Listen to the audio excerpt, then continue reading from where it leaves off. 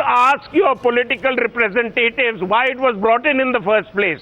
It was brought in the first place because they failed to govern. And failing to govern led to an insurgency when the politicians requisitioned the armed forces to do that. You don't want the army there. You want shootouts regularly. You want Lashkar bearded militants running your state. Ask the army to go back to its barracks and handle your problem yourself. That's the point General Bakshi is making. He's not getting emotional about just the soldiers who've died. Whether he's a soldier who's died in the line of duty or a young Kashmiri who's died, we feel sorry for them. Dr. Samir Kaul. Understand, Let me get in Dr. Samir Kaul. Has been at the level of your leaders who are trying to absolve themselves of the responsibility of governance by trying to say pull out the Armed Forces Special Powers Act. I'm getting a Samir Kaul at this stage, and in my hand I have, one second, gentlemen. In my hand is a press release. It's breaking on the Times Now ticker right now. Coming to you, Samir Kaul and Siddharth Nath Singh. This debate's opening up. The government of Pakistan, while we do this show, has put out a press release. And it says, we strongly reject the remarks made by the Indian Home Secretary that prima facie evidence suggests that the militants who attacked the members of the CRPF were from across the border. They were probably from Pakistan. Well, the fact of the matter is this. You cannot have lunch with our foreign minister on Saturday and coordinate an attack on Wednesday. This is a statement which has come in from the Pakistani government. We have to solve our... So Dr. Samir Kaul, where do you stand on this debate right now? And do you think it's time that Jammu and Kashmir's political leaders begin to question where the root of the terror is? Pakistan. Sir, can I take this August time that you provided me with handfuls, requesting everybody to let average peace-loving Kashmiris be? Let's stop politicking over the dead bodies of our Jawans or the dead bodies of our young men. This young Altaf died this evening for no fault of his on a security firing. What are we doing? Thousands of our own people. Can't you understand what's happening? It is one home. In this home, our children, because for a different reason, are being beaten every now and then. The uncles in the house have a different point of view. They are locked up, not even provided breathing space or medical treatment. And an external aggressor, an unfriendly neighbor, is finding fertile ground to intrude and get in. Boss, we've got to deal with, we can't confuse external aggression and infiltration with inner strife.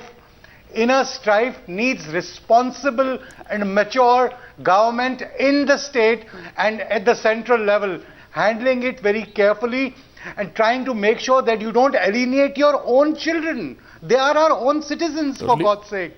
External aggressor needs to be fixed, found out, killed and exterminated. There can be absolutely no confusion on that. And what are we squabbling about? We've got to deal with this intelligently. I thought after the combination of Mufti Muhammad Saeed and Mr. Atal Bihari Vajpayee after 2007, the peace process, for God's sake, it's gone to the drain. After 2009, an irresponsible government has eroded on all gains of the peace process. 2010, where were the armed forces involved?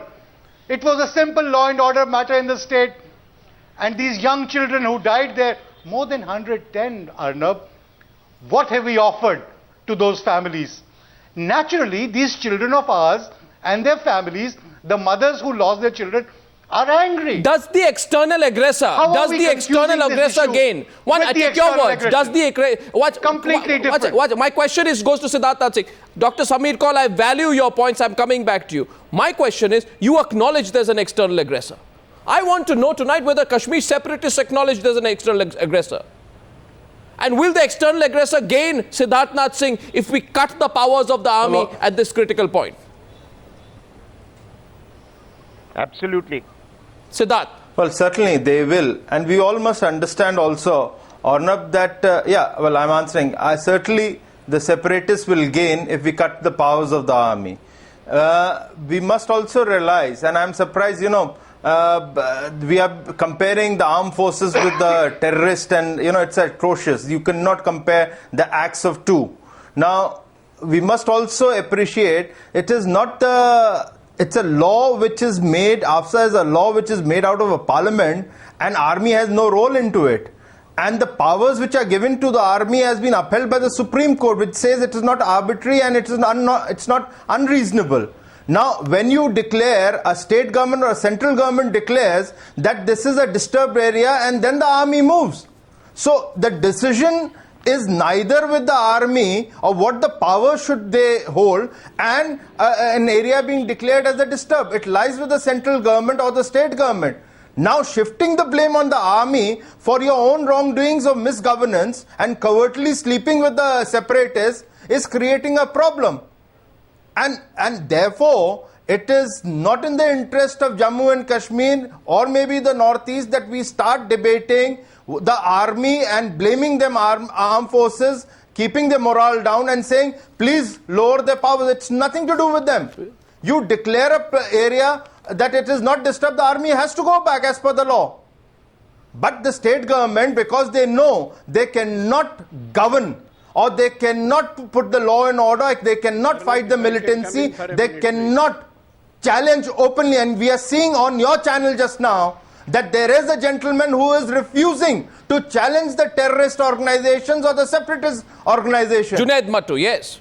We all can appreciate, Arnab, that it is not very easy to live when with armed forces outside and all that and a lot of risking going about. But they are doing a job which has been assigned to them by the law. We are yes, we do know that there could be some points which can be debated. Well, I want to, gentlemen. And these politicians in the Jammu and Kashmir Valley, gentlemen, 1 minute and make a decision what they want to do. Junaid, I will come to you. I will come to you. However, I'll go to Mehboob Beg first. General Chubakshi, coming to you.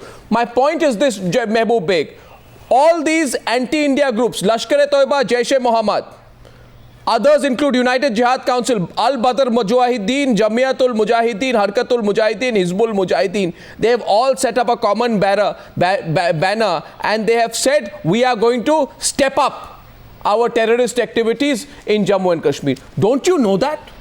Doesn't your Chief Minister know that? Yeah, Arnab, please, you have asked many questions. Let me answer, please. Many questions have been raised. Nobody is against arming. But army, let me quote former Prime Minister Mr. Atal Bihari Vajpayee. He said, army should be sent back to borders as quickly as possible. It's Atal Bihari Vajpayee. He said, otherwise we will lose this very important institution. Now it has been there for the last over 2 decades. Nobody is against them. They have to defend us at the borders, not take a position or occupy a space. No, so what Jammu and Kashmir police... one second. One second. No, hang on for a minute. I have a question. Mehboob Beg, will the Jammu and Kashmir police... Will the Jammu and Kashmir police take on the... Will the Jammu and Kashmir police take on the Lashkar-e-Toiba, Jaish-e-Mohammed and all these other groups under the United Jihad Council? Arnab, right now you have picked up an incident and you have built up the entire story on this. Sir, I have not... We have to look it in totality. Arnab, there were periods where Kashmir is a sad story of missed opportunities. There were opportunities, normal opportunities when we should have resolved the basic political issue. How will you protect the people of your state? Arnab, how will you protect the people of your state? Arnab, please. Yeah, that's right. But army cannot be there for all time. So what is your solution, sir? Cannot be there what is your solution, sir? With definite immunity. 1 minute. Do you think Rawalpindi? Do you think Rawalpindi? Please. Do you think, please. Mr. Beg, you either want me to toe your line or Mr. you Beg, don't want to hear anything. I'm asking you something. Answer my question. Answer my question. Yes, hang on for a minute. Yes, in early 90, there was an extraordinary situation prevailing in entire state of Jammu and Kashmir. Therefore, this was needed for short term. Then we had elections, we had panchayat elections. Common people defied all boycott calls, came out and put all democratic institutions in place. They should have been given a relief. The relief could have been if we could have repealed laws like the Armed Force Special Powers Act. Mr. Mehboob Beg, I have tremendous regard for you, but I have real regard for you. I have known you for a long time. I have great regard for you as an individual. But I am telling you one thing, Mr. Beg. Sarpanch after Sarpanch is being killed. CRPF people are being massacred, suicide bomb squads are there in Srinagar Valley, and across the border, these groups have come together. And you are actually saying, because it suits you politically right now, chalo, enough. Army, will you just close your bags and go back? I mean, watch it. Maruf Raza wanted to come in. Maruf.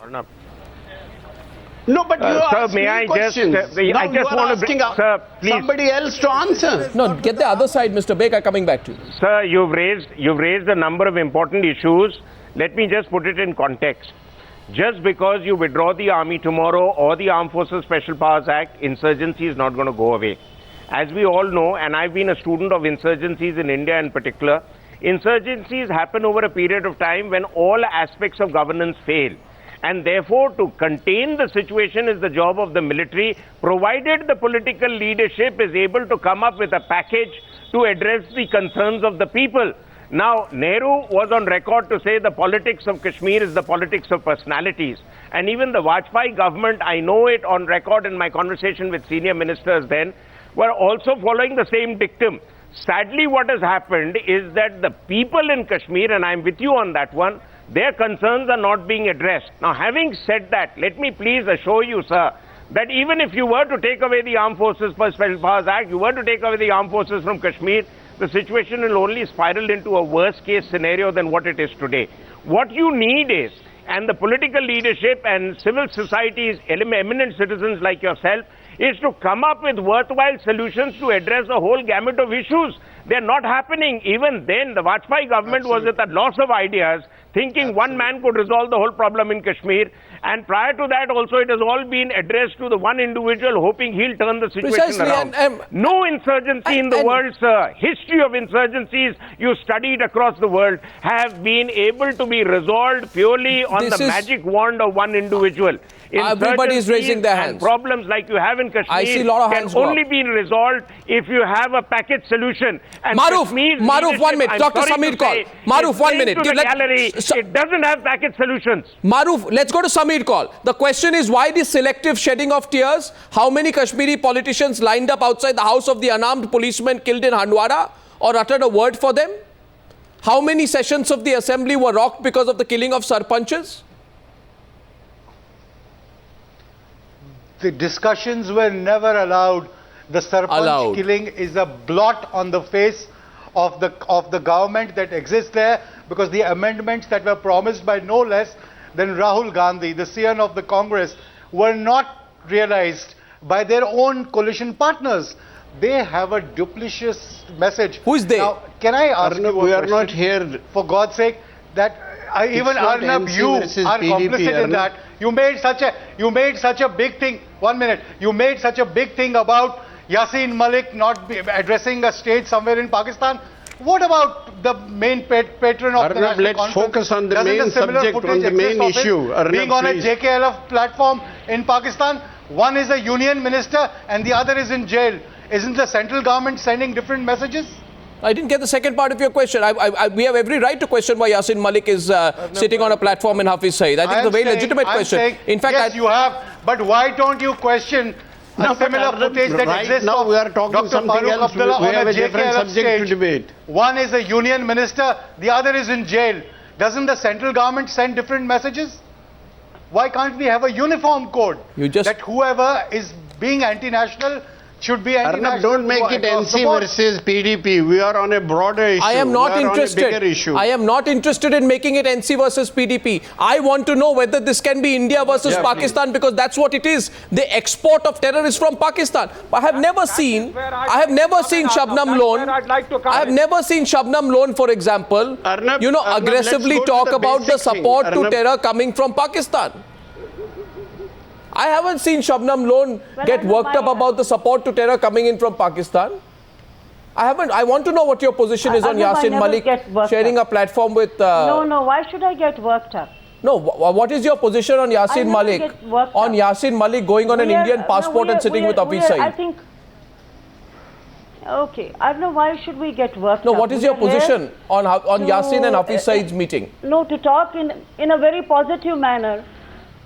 When Kashmir is seeing blots of blood, its horizon is corroded with blood. Kashmir is a boiling cauldron. Now all of us are suffering. When the common man suffers, we suffer. And you must realize one thing. Arnab, There let's is a focus on the main deficiency of subject, opinion Arnab. here. There is a deficiency of opinion here in New Delhi too.